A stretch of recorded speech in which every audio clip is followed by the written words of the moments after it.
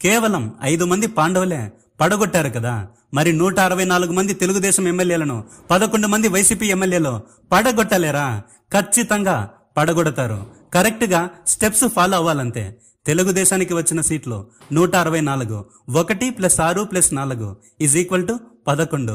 అంటే ఈ 164 మంది 11కి సమానమనేగా. ఈ 164 మందిని పడగొట్టేది కూడా 11 మంది అనే అర్థం. 164 మంది ఉన్న తెలుగుదేశం ప్రభుత్వాన్ని ఎలా పడగొట్టగలరు అని నువ్వు నన్ను అడుగుతావు. నాకు తెలుసు చిట్టి కన్నా నీ గురించి. చాలా ఇంట్రెస్టింగ్ విషయం చెబుతా, చాలా జాగ్రత్తగా వినే. ఎన్టీఆర్ పార్టీ పెట్టిన మొదట్లో ఈ రేంజ్ లోనే సక్సెస్ వచ్చింది. కాకపోతే ఏమైంది?